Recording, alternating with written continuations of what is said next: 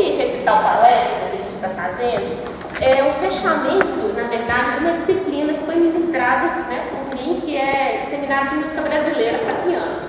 Aqui eu vou fazer nós vamos fazer um breve panorama da música brasileira para piano, apresentando os compositores desde o Brasil colônia até o século XX. Como são muitos compositores, nós tivemos que fazer um recorte. Então, a gente sabe da importância de outros tantos compositores brasileiros, mas que não puderam estar presentes aqui no nosso seminário, porque são muitos compositores. Então, não diminui a importância deles, mas a gente teve que selecionar alguns. Então, selecionamos, obrigada, de acordo também com o marco histórico desses compositores, né? Então, durante as aulas todas, nós nos baseamos em duas bibliografias, especificamente a História da Música no Brasil, do Vasco Maris, musicólogo, e Música Contemporânea Brasileira, do José Maria Neves. Foram as duas bibliografias básicas que nós utilizamos, além de outros artigos científicos, né? E nós categorizamos os compositores de acordo com as correntes estéticas de cada um. Então, nós vamos explicar determinados compositores e como eles se enquadram dentro da história da música. Eu vou apresentar, o Breno Parreira vai apresentar, Raquel Jota e Ana Beatriz, né, que estudaram aí muito firmemente, né, bravamente o repertório, para a gente trazer um pouquinho de cada compositor para vocês, para a gente ver esse marco da história da música. E é bom lembrar que, em 2022, nós estamos comemorando o centenário da Semana de Arte Moderna, que foi em 1922, que foi um marco muito grande na história da música do Brasil. É uma luta, né, pelo nacionalismo musical e onde essa música brasileira começou a ser entendida como moderna, era vista como moderna. Então, não só na música, como também nas artes. E antes de começarmos, eu vou definir alguns termos que nós usamos como nacionalismo, por exemplo, que é muito importante antes da gente dar início aqui, porque o nacionalismo ele não aconteceu só no Brasil, né? Ele aconteceu no final do século XIX na Europa. Então, alguns compositores húngaros, espanhóis, russos, tchecos, né, começaram a buscar a música, os elementos nacionais do folclore daquele país para escreverem suas composições. Então, eu estou me pautando nesse entendimento da música nacionalista. Então, vamos começar e a gente vai conversando e posicionando os marcos históricos aí da história da música no Brasil. Bom, aqui o que eu acabei de explicar sobre o conteúdo programático desse seminário, o que nós estamos fazendo. E outra coisa interessante é que nós não seguimos uma ordem cronológica exata do nascimento dos compositores. A gente seguiu um pouco da corrente estética de cada um, porque a história não é linear. A história dá voltas, então ficaria confuso se eu colocasse todos os compositores na ordem cronológica, mas por ordem dos acontecimentos, dos fatos, dos marcos históricos no Brasil, está na ordem. Bom, a música, as atividades do Brasil colônia eram muito modestas, né, no início. Então, a gente teve 2 séculos de colonização portuguesa, né? Então, o que se fez no Brasil anteriormente era sempre vinculado à catequese, né? Os jesuítas vinham com o objetivo de catequizar. A música, basicamente, no Brasil colônia, era uma música sacra. E muitos escravos, com a vinda do navios negreiros, né, os escravos, além de terem muitas influências aqui com o povo indígena, né, que quando se formava até a raça brasileira, que a gente tinha esses povos, eles, inclusive, aprendiam música e faziam música de câmara em casa. Os escravos tocavam, jesuítas também trocavam com os índios. Então, houve essa troca, né, nessa época. Mas sempre voltado para a educação musical, sempre voltada para a catequização, né, dessa religiosidade, né? E o ponto mais alto no Brasil colônia foi em Minas Gerais. Então, como Minas Gerais, nós tínhamos ouro, diamantes, tinha muita riqueza mineral, os compositores se fixavam mais nessa região. Pode passar, Então, as regiões que se destacavam eram Vila Rica, atual Ouro Preto, São José del Rei, na época Tiradentes, Congonhas do Campo e Arraial do Tejuco, que é a nossa Diamantina. Então, as irmandades que vinham da Europa eram vistas como organização dos acervos e contratos musicais, os ambientes das aulas eram em casa, né? E essas formações de música de câmara que eu falei agora com os escravos, né? E com os índios, com os jesuítas também. Nós vamos citar o José Joaquim Emerico Lobo de Mesquita, que ele foi considerado o maior músico mineiro do século XVIII, né? E ele começou com a música para teclas, né? Organista, professor, compôs mais de 300 obras, só 40 sobreviveram, né? Então, as suas obras, segundo Vasco Maris, manifestam uma invenção melódica muito rica, senso de forma, completa identificação com texto litúrgico e muita habilidade na arte da modulação. E depois, o apogeu artístico de Minas Gerais foi entre 1787 a 1790, e depois, com o esgotamento dessa riqueza mineral em Minas Gerais e problemas políticos com Portugal, aquilo foi se dissolvendo, e os músicos que antes faziam parte dessa capitania de Minas Gerais foram para o Rio de Janeiro, para São Paulo e outros lugares. Então, aqui nós vamos só citar a importância do Emerico Lobo de Mesquita. Agora, a música na corte, já com Dom João VI, quem vai falar para a gente é a Raquel Jota, né, sobre o padre José Maurício.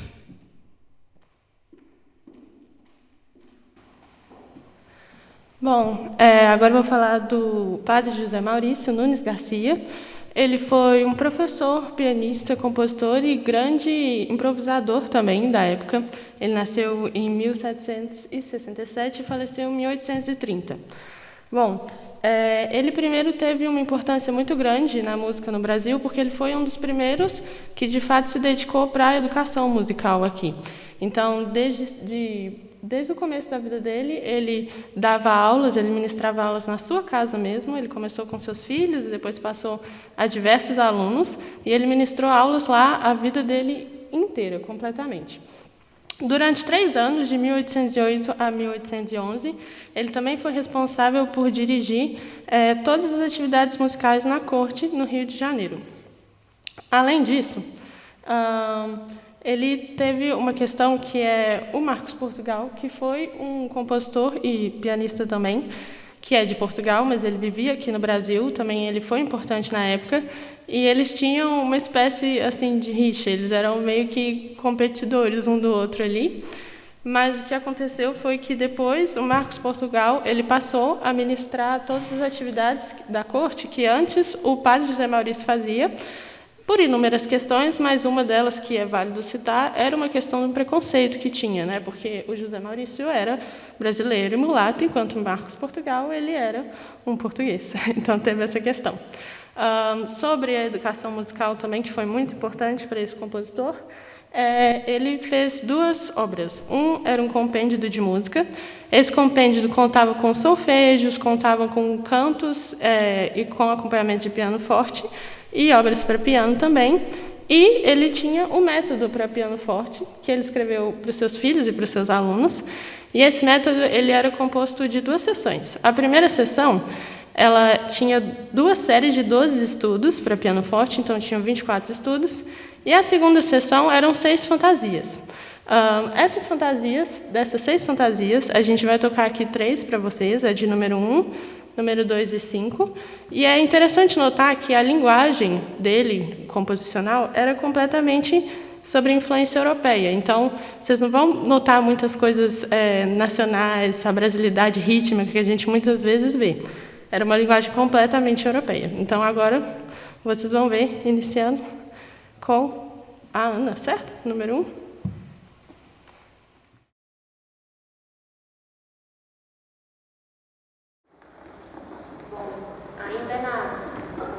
Na música do Império, nós vamos citar o Manuel da Silva, compositor Manuel da Silva, nascido em 1795, faleceu em 1865. E ele deixou um grande legado para a gente, que é o hino nacional. E depois, com a chegada de Dom Pedro II, ele foi condecorado como Cavaleiro da Ordem das Rosas pelos serviços prestados à música brasileira tamanha importância desse compositor. E ele também se dedicou ao ensino de música no Brasil, principalmente com a criação do Conservatório do Rio de Janeiro em 1848. Tá? Gostaria de convidar todos vocês para irem visitar o projeto Jacaiou a Liberdade, Hinos do Brasil. Tá? Os hinos do Brasil saíram da Universidade Federal do Rio de Janeiro, estão agora em Belo Horizonte, no Palácio da Liberdade. Estão até setembro, né, os manuscritos, então vocês podem lá visitar. Então, a importância de Manuel da Silva. Bom, durante também a música no Império, nós citaremos Carlos Gomes, né, que nascido em 1836, em Campinas, e faleceu em Belém, né, em 1896. A história de vida de Carlos Gomes foi uma história forte, muito marcada por muitos acontecimentos felizes e tristes, né? Então, a mãe dele faleceu quando ele era muito novo, e ele assassinado, acredito, em segundos biografias sobre o Carlos Gomes, e ele sofreu muito, né, com isso tudo, e gostava de frequentar as músicas dos escravos, né, onde havia essas rodas, essas músicas, e o pai sempre reprimia muito. E então, com o próprio sucesso dele, com o talento, né, ele foi se desenvolvendo cada vez mais como músico e se apaixonou pela ópera, né? Então, ele foi um grande compositor de ópera e soube manejar muito bem o texto, né, em português com a melodia. Então, é um diferencial muito grande que ele tem em relação a isso na música vocal. E ele deve servir de modelo, né, porque pela riqueza melódica e o tratamento apropriado dado à voz humana. Então, segundo Maris, que é a nossa bibliografia, a comodidade do apoio que fornece ao cantor e o tratamento dos intervalos vocais dão-lhe uma autoridade alcançada pelos compositores contemporâneos do Brasil. E ele escreveu também, o Carlos Gomes, ele começa, apesar de ser, né, um grande compositor de ópera, ele começa a ter traços do nacionalismo. Ele busca trazer em algumas obras essa influência africana, né, com elementos do ritmo africano. Então, algumas obras para piano dele, a gente analisou em aula, Amor Móreo, Espanholeta, Salalaiu, Mazurca. Vocês podem notar que são todas da tradição romântica europeia, ainda se escrevia dessa maneira, apesar de um esforço de já trazer uma brasilidade. Por exemplo, nós podemos ver no Guarani, a própria ópera dele, né, que ele já trouxe elementos da música brasileira, e nós podemos ver a caiumba, que vai ser tocada aqui, a espanholeta também. Pode passar, por favor, Matheus. A caiumba é conhecida como a dança dos negros para piano solo, né? E que ele busca através dos compositores românticos, é uma busca pelo ideal nacionalista, né? Então, vocês podem notar que essa caiumba ela tem um ritmo muito marcante, parecido, uma célula rítmica que ela se repete o tempo todo, como se fosse um ostinato rítmico, né? E muita ênfase nas síncopes, que é uma característica grande também da música africana. Então, vamos ouvir agora a Raquel e a Ana. A Raquel vai tocar em espanholeta e a Ana a caiumba.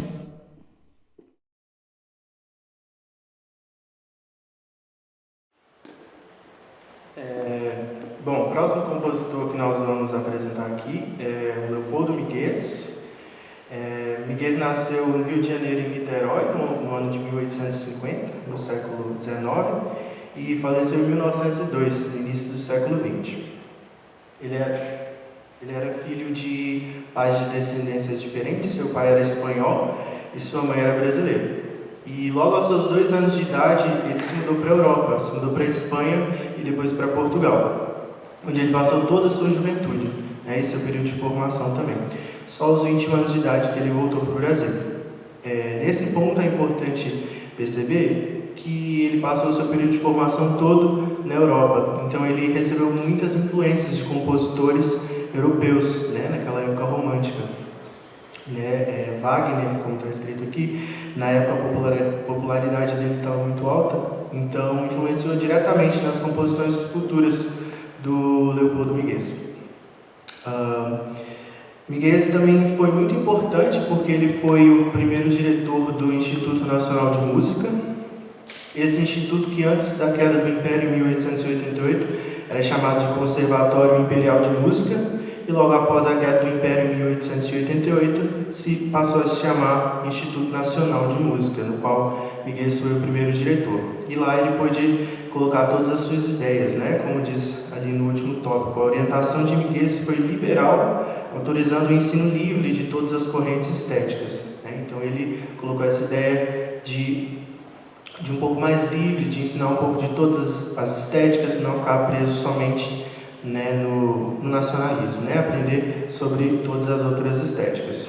E também ele ficou muito conhecido pela sua composição do hino da Proclamação da República, né, mais uma composição que entrou para o seu currículo e também fez com que ele fosse muito importante.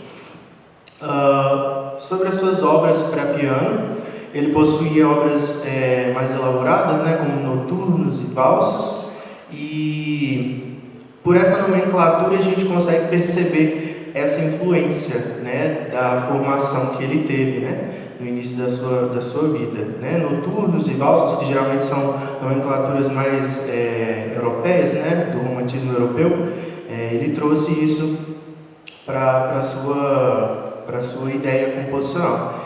E aí a gente consegue perceber um pouco dessa influência, somente nas nomenclaturas das peças dele. E a obra que nós vamos apresentar hoje são 3 peças da série de 12 peças dele, né? A série se chama 12 peças características, cada um de nós vai tocar uma, e é interessante perceber nessas peças também os traços desse romantismo europeu, né? Talvez se a gente não falasse que ele é um compositor brasileiro, a gente nem ia perceber que ele era brasileiro justamente por não conter tantos traços desse nacionalismo, né, elementos folclóricos. Ele, né, usa mais essa influência europeia nas suas composições. Então, cada um de nós vai tocar uma, né, Amanhãs e Reproches, 3 asteriscos e Apesar.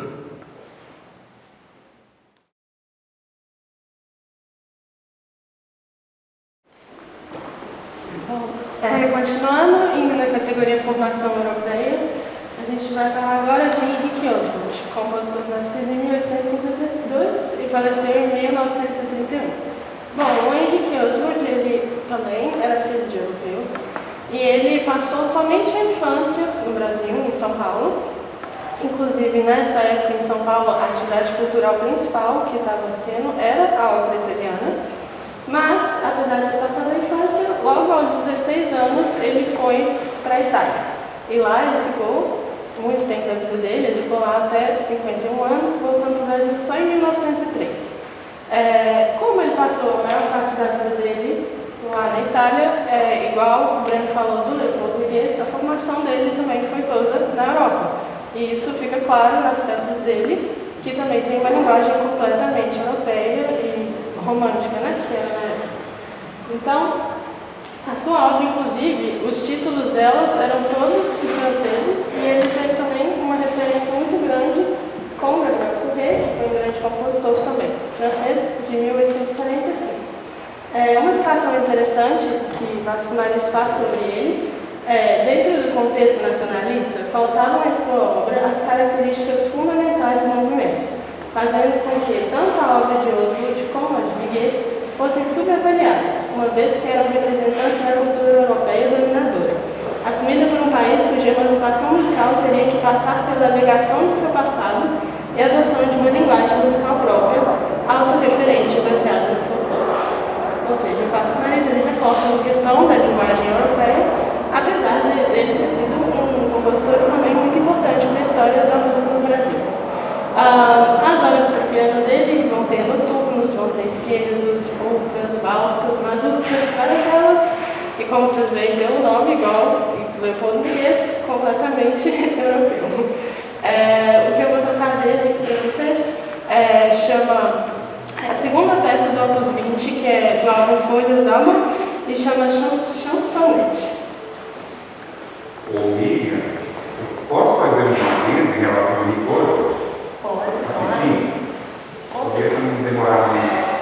Porque a gente vê essas figuras nos livros de história, e a gente sabe quanto que elas influenciam diretamente a formação da gente. ele foi aluno de Sanson, na França. Posteriormente, ele foi aluno do compositor pianista Pedro de Castro, que foi da primeira leva de professores do Conservatório Mineiro. Foi diretor, inclusive, da instituição. Pedro de Castro foi professor do Carlos Alberto de Fonseca, Berenice Delegado, Maria Elizabeth, Lucas Freitas. Eu pude estudar com 3 desses 4. Aliás, com os 4. Então, assim, a gente, em música, a gente, de certa forma, pertence a uma família extra da gente, né? A gente faz uma genealogia, você chega nesses grandes compositores e a influência francesa sobre o Brasil, a gente imagina às vezes que ela está mais sobre o Rio de Janeiro, mas ela é muito grande aqui também. Então, o idoso, ele tem netos aqui na própria escola. A Berenice Delegado me falou que o Pedro de Castro tinha verdadeira veneração por ele. Tanto que ele tinha um retrato do idoso na sala. Isso que eu queria. Obrigada. Um pouquinho, porque de certa forma ele está aqui no salão de música. É verdade. Posso falar uma coisa? Hoje estamos aqui vendo aqui a palavra Mazurka. A palavra Mazurka, quem não sabe, é uma região lá da Polônia, que é a Mazúria, é uma região cheia de lagos. E aí, por isso que vem oriundo o nome Mazurka. E lá na Polônia tem um balé estatal que chama Mazowsze. E então é só isso que eu quero falar. Obrigada. Você é bem-vindo.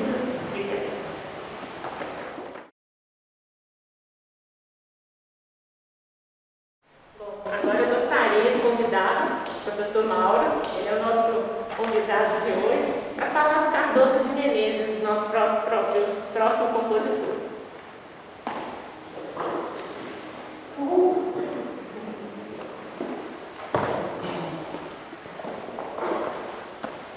Bom, nós estamos diante de um compositor que é pouco conhecido. Ele, inclusive, eu e a professora Miriam, nós temos feito um trabalho de pesquisa acerca da produção dele para piano a 4 mãos. Ele realmente é pouco conhecido no Brasil, pelo menos agora, né? E o que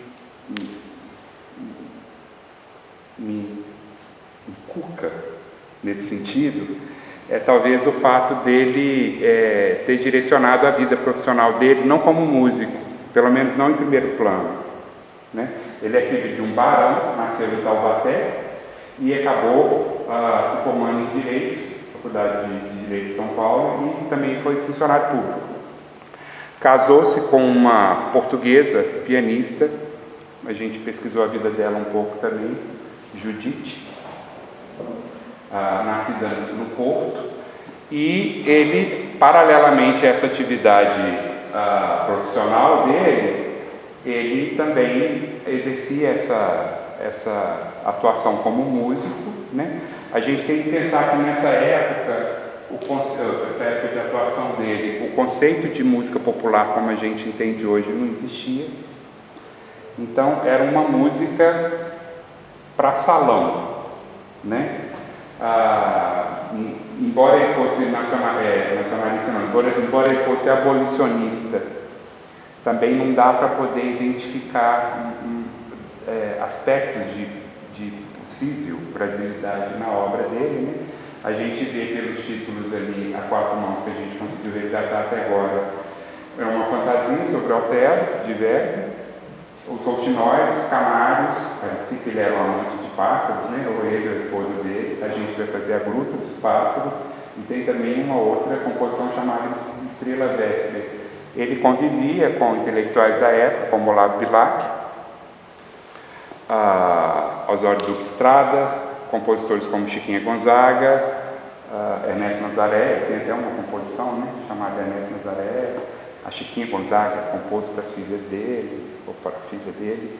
E a geração dele, inclusive, ela se esticou na música,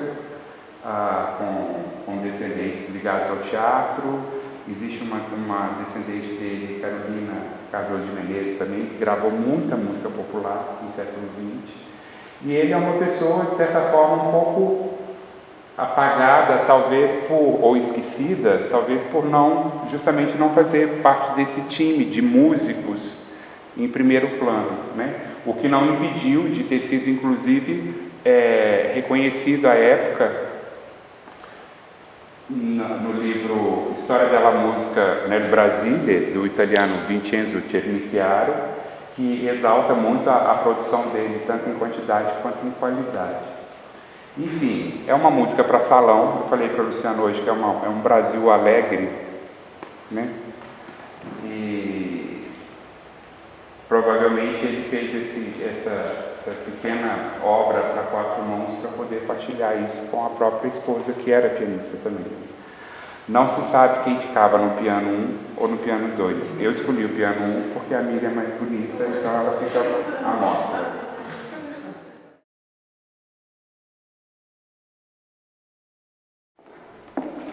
O próximo compositor, estamos entrando nos precursores do nacionalismo musical. Nós não vamos tocar a obra dele, mas é importantíssimo de ser mencionado. Então, Brasílio Tiberê da Cunha, nascido em 1846, falecido em 1913, ele foi considerado o precursor do nacionalismo musical, que tem no folclore sua inspiração.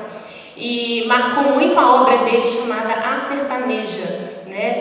Tema folclore balaio, meu balaio, então muito popular. Era uma música de salão, né, típica da época, com ritmo em forma de habaneira, que é o primeiro tempo marcado, com passo binário, e bem típico de salão de dança. Então, mas ele foi o precursor, que ele começou na obra sertaneja. E há em certos livros eles falam que Carlos Gomes começou com a caiumba, mas o Itiberê foi considerado, né, como um dos precursores do nacionalismo. Bom, agora a Ana vai falar depois você.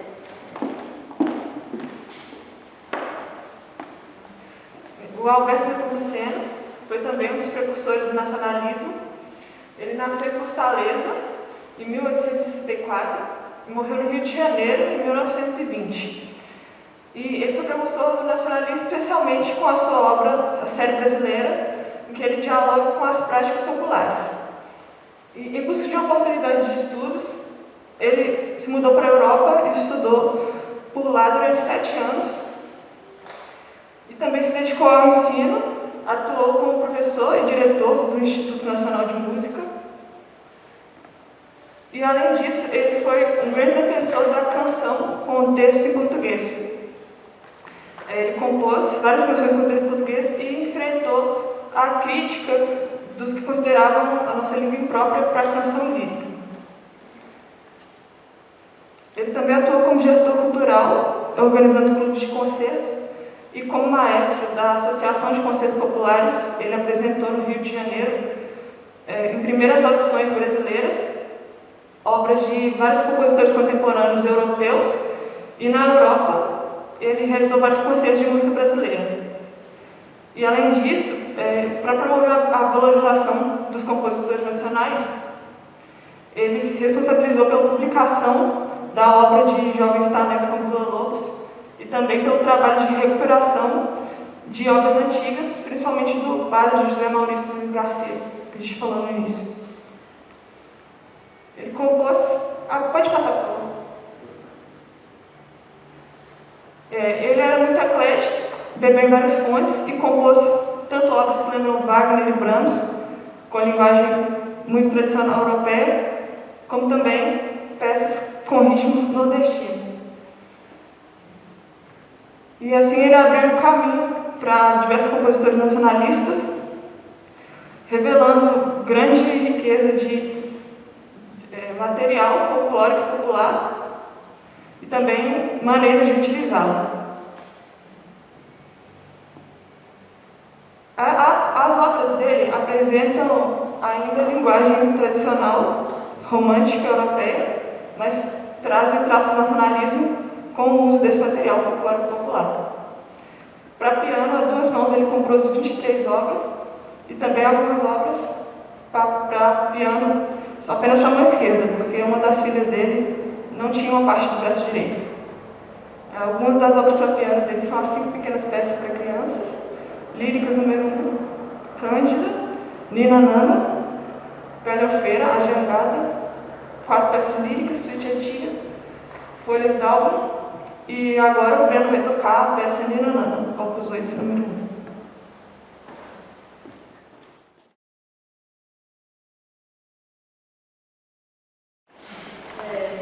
A Ana vai falar sobre Vila Lobos, né? Só reitero aqui antes que agora estamos na primeira geração nacionalista, né, gente?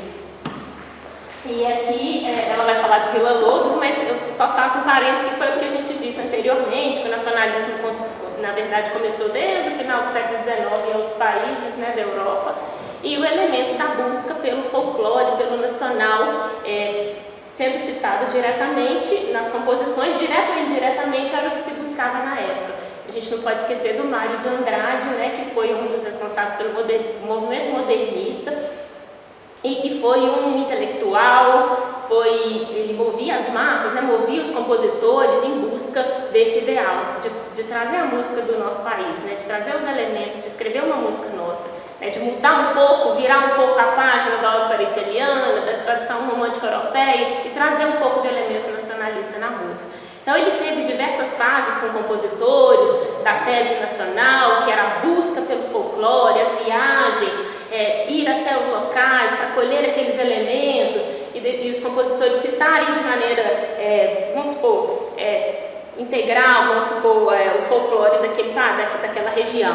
E depois com a fase nacional, que foi o compositor entender aquele material e digerir, assimilar, escrever aquilo na sua essência, né? Foi a grande busca dele. Então a Ana vai falar aí pra gente do Vila Lobos. Vila Lobos foi categorizado por Vasco Mariz como parte da primeira geração nacionalista.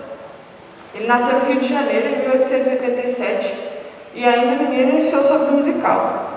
Seu pai teve grande importância na sua educação musical e aos 6 anos ele aprendeu a tocar violoncelo e posteriormente clarinete. E desde cedo fazia improvisações baseadas nas cantigas de roda do ciclo de convivência dele. Aos 12 anos ele perdeu o pai e com isso ele buscou novas experiências, teve necessidade de trabalhar e ampliou sua atuação como músico. E assim ele se aproximou dos grupos de chorões e iniciou uma vida de trabalho nessa área. E aos 18 anos ele começou a viajar pelo Brasil em busca da riqueza folclórica e pôde vivenciar de perto e assimilar diversas culturas e suas manifestações musicais, e assim se tornou cada vez mais influente e dotada de conhecimentos no meio musical brasileiro. E ele soube utilizar muito bem os materiais de origem folclórica popular e, além de fazer citações, como a Miriam falou, ele digeriu os materiais e utilizou como consciência nacional. Além disso, ele participou da Semana de Arte Moderna e teve obras interpretadas durante a semana. Ele compôs várias obras muito importantes para piano solo, entre elas o Ciclo Brasileiro, o Rude Poema, as pródigas do Bebê 1 e 2, as cirandas baquianas brasileiras 3 e 4. E agora a gente vai tocar a ciranda número 6, das 16 cirandas, Passa Passa que Avião, e depois a peça Impressões Seresteiras, que é a segunda peça do Ciclo Brasileiro.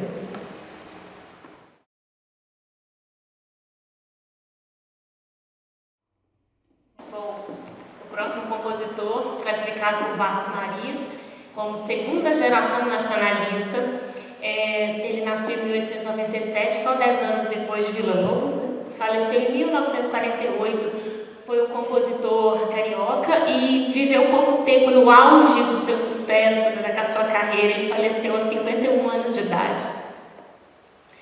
E ele se destacou bravamente ao lado de Vila Lobos, Luciano Gallet, nos ideais de Mauro de Andrade, que era o grande tutor, né? E mais tarde Mignone, pela luta do nacionalismo musical.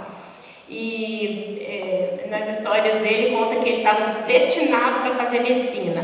Depois de muita luta com os pais, depois de uma crise nervosa que ele teve, ele falou, não, realmente ele vai para a música mesmo, e seguiu a carreira de compositor. Ele também estudou com grandes mestres como Henrique Oswald, Francisco Braga, Frederico Nascimento, e ele foi professor catedrático, né, de 1924 a 27 do Instituto Nacional de Música. Ele gostava demais da cadeira de harmonia, dessa disciplina, e isso pode ser visto, inclusive, na estruturação de suas obras. Ele tem uma predileção grande pelas estruturas formais. Pode falar.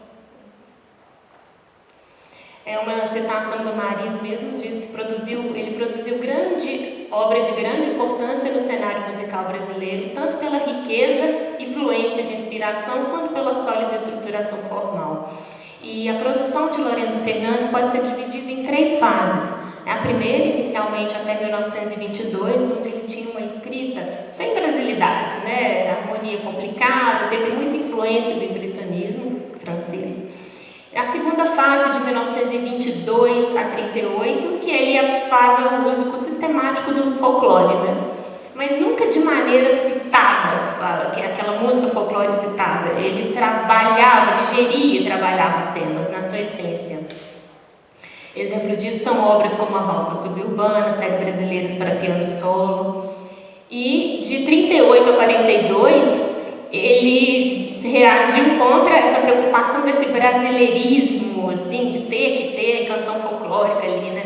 Então ele escreveu uma música mais universalista, trazendo sempre a brasilidade, sempre contendo elementos da música brasileira, né? Obras com essa temática, por exemplo, os 3 estudos em forma de sonatina, que ele faz claramente um primeiro, um segundo movimento rápido, um segundo movimento lento, um terceiro rápido, como se fosse uma forma de sonatina, de sonata.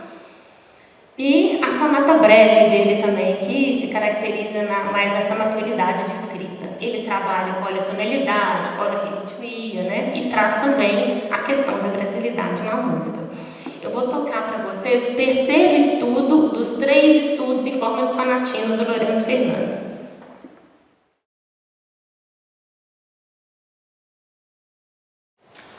Bom, agora continuando com a segunda geração nacionalista, de acordo com a categorização do Vasco Maris, a gente tem Frutuoso Viana, nascido em 1896 e faleceu em 1976. Ele foi um compositor mineiro de Itajubá e ele tocou vários concertos pela cidade dele, mas muito importante foi que ele participou da Semana de Arte Moderna em 1922, tocando inclusive peças do Vila Lobos. Ele estudou no Instituto Nacional de Música em 1917, na classe do Henrique Oswald.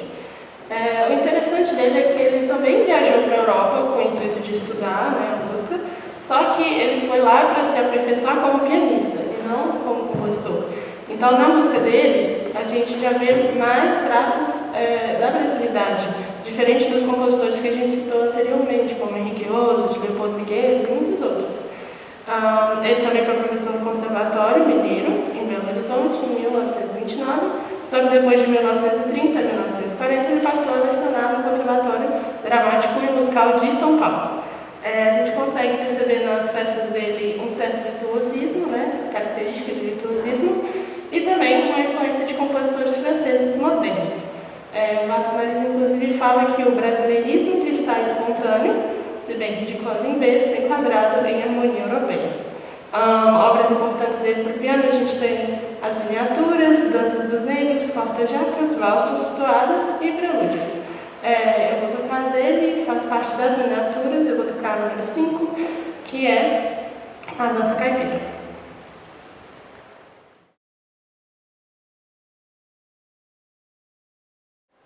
O próximo compositor é Francisco Mignoni, e ele foi categorizado pelo Vasco Maris, na segunda geração nacionalista. Ele nasceu em São Paulo em 1897, 10 anos depois de Vila Lobos. E seu ciclo de convivência tinha forte influência italiana. Na juventude, ele participava de grupos de choro, atuava como flautista e também compunha canções populares que ele assinava com o pseudônimo Chico Bororó. A sua prática com o choro serviu mais tarde como inspiração para a composição das suas 12 valsas de esquina. Em 1920, aos 23 anos, ele foi para a Itália e lá ele compôs óperas de grande envergadura, porém mais tarde ele foi chamado por Mário de Andrade a voltar para a música brasileira. As suas obras para piano demonstram profundo conhecimento da técnica pianística e proporcionam ao intérprete fluência e espontaneidade. Algumas de suas obras são as lendas sertanejas, as 12 valsas de esquina, as sonatas, sonatinas e suas transcendentais valsinhas. E agora nós vamos tocar a peça No Fundo do Meu Quintal para piano a 4 mãos.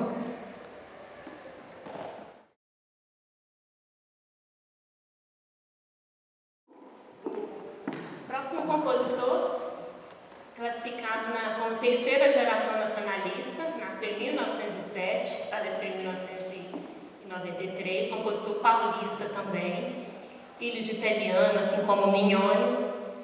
Mas no caso dele é diferente, que o Mignone, o Mário de Andrade teve que chamar, vem escrever música brasileira, larga a ópera para lá, vem escrever. E o Guarnieri já apresentava essa brasilidade toda, né? Então ele já chegou para Vasco Maris com escritos com folclore, né, nos poros, assim. Então a obra do Guarnieri é de grande complexidade, né? Uma escrita muito refinada, os ponteiros que a gente pode reparar nele faz muito uso da polifonia. Ele tem uma linguagem própria, né, e elaborada. Tem elementos nacionalistas em sua linguagem, mas com polifonia. Então a escrita dele é complexa, muito elaborada. E, bom, ele nomeava no alto das páginas, isso foi uma característica marcante, inclusive que Mário de Andrade coloca, que ele começa a escrever no alto assim, molengamente, requebrando, bem dengoso, tirando um pouco do allegretto, allegro com brio, né, que são palavras em italiano que todos os compositores costumavam escrever. Então ele traz esse vocabulário brasileiro para as obras dele. E a obra, bom, isso agora tem um marco histórico muito grande que o Guarnieri traz, porque por volta de 1937 chegou o Kohreuter aqui no Brasil, um flautista alemão, e ele trouxe uma nova técnica de composição do dodecafonismo. Isso foi feito por Arnold Schoenberg, e isso trouxe uma nova maneira de compor baseada em 12 sons. Então a escala diatônica e o tonalismo eram quebrados, trazendo uma nova maneira de utilizar, né, esse tipo de ferramenta composicional. Então, se escrevia uma série de 12 sons, fazia invertida, voltava, então quebrava com qualquer tipo de tonalidade, então atonalismo. E isso veio, alguns compositores foram adeptos dessa técnica, criou como se fosse uma corrente do dodecafonismo e nacionalismo. Então, alguns compositores foram adeptos, escreveram música dodecafônica, às vezes não a série completa de 12 sons, às vezes um pouco deformada para tentar colocar algum tipo de elemento daquele próprio, daquele compositor, mas se submeteram à escrita dodecafônica. E isso causou em alguns compositores nacionalistas um incômodo muito grande. Então, o Guarnieri, ele escreve em 1950 uma carta aberta aos músicos e críticos do Brasil, onde ele critica e ataca ferozmente o Kohreuter por essa técnica, né, e os compositores brasileiros que estavam com ele, fazendo parte do Viva Música, que era um grupo deles. Então era complicado porque na época o grupo do Música Viva, que era do Kohreuter, eles não tinham muita entrada nas músicas orquestrais. Os nacionalistas dominavam mais essa área. Então eles compunham muita música de câmara, que é onde eles tinham oportunidade de se apresentarem, né? Então houve essa corrente, esse embate. E Guarnieri, inclusive, chamou de crime de lesa pátria, né? Foi assim bem atacado. Convido a todos a lerem essa carta, é um grande marco da história do Brasil, tá? Da música. A obra para ele, as obras para piano dele de peso, são os ponteios, que ele escreveu com 50 ponteios, sonatas, sonatinas, dança brasileira, dança negra, dentre outras. Ele traz o brasileirismo de forma espontânea, mas com uma linguagem refinada. A Ana vai tocar para a gente um dos ponteiros.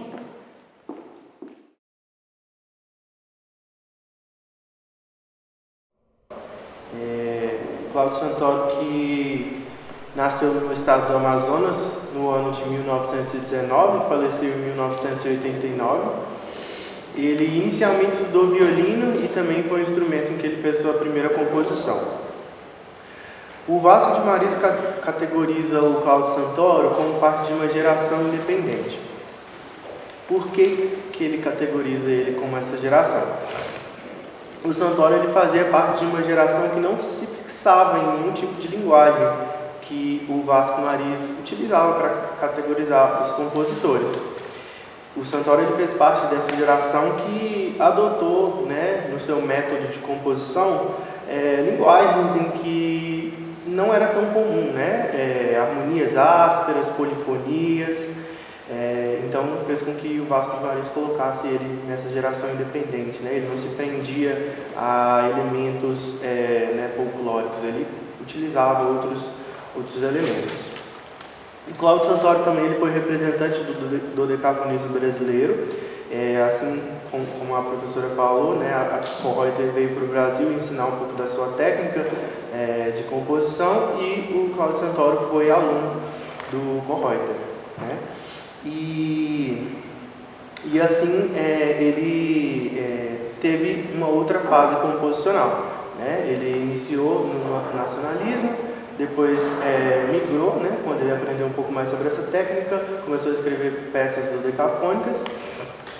E aí, logo depois que ele compôs, né, depois de um tempo, ele mesmo se voltou contra essa técnica e passou novamente a escrever peças mais nacionalistas. E por que ele se voltou contra esse dodecafonismo? Ele dizia que ele não obtinha uma linguagem que ele conseguia se comunicar diretamente com o seu público. Então, ele buscava voltar a ter uma linguagem que ele pudesse se comunicar diretamente com a plateia, com as pessoas que escutavam a música dele. Dentre as suas obras, o Santoro possui um vasto repertório para piano, mas dentre as mais importantes ele possui prelúdios, paulistanas, sonatas, tocatas, entre outras obras. Eu vou tocar para vocês dois prelúdios, o prelúdio número 1 e o número 2, compostos em 1957. São prelúdios em que a gente consegue perceber essa característica dele. Ele mostra a nacionalidade, porém de uma maneira diferente, né? São prelúdios líricos, porém dentro de harmonias e sonâncias, que se resolvem em consonâncias, mas um pouco diferente, né, do que a gente vem escutando. Então vou tocar dois prelúdios para vocês.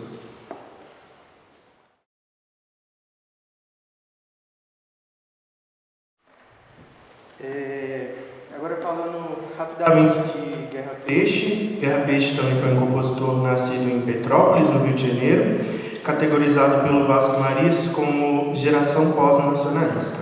Assim como Cláudio Santoro, ele também teve fases composicionais bem parecidas, né? Ele iniciou no nacionalismo, teve aulas com Kohreuter de técnicas de composição dodecafônica, se mudou para essa nova fase do dodecafonismo e depois novamente se voltou junto com o Cláudio Santoro para a fase nacionalista novamente. Ele foi um grande estudioso do folclore do Nordeste, né? Isso fez com que ele tivesse maestria nas suas grandes obras, né? Ele é bem conhecido nas suas obras orquestrais, né? Não só para piano.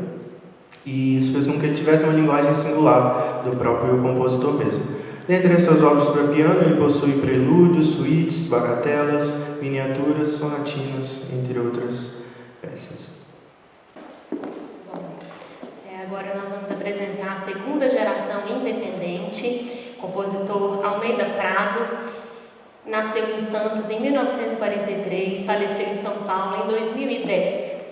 O Almeida Prado está na geração independente, que ele também não se enquadra em nenhuma corrente, ele tem uma linguagem muito própria composicional.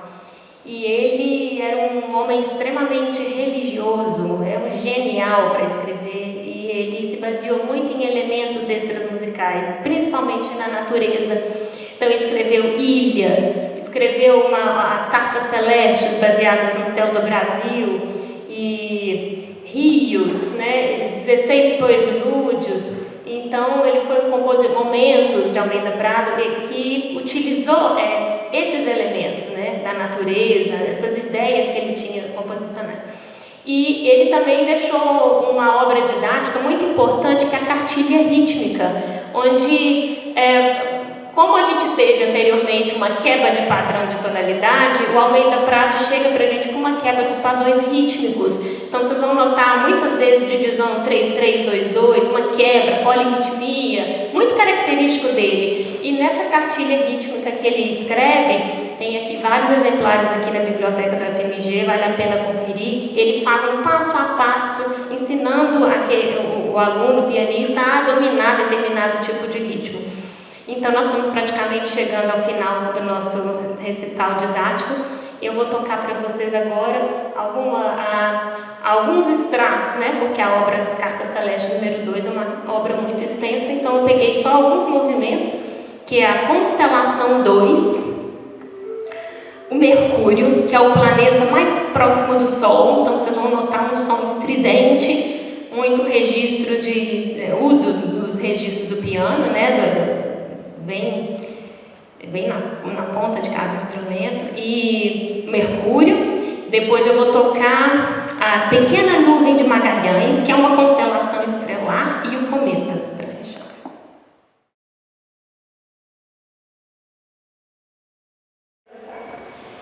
Alguns compositores vivos que nós vamos só citar, que atuam na música brasileira: Ronaldo Miranda, Marcos Nobre, Edino Krieger, né, e vários outros tantos, né, contemporâneos nossos também, que merecem ser lembrados.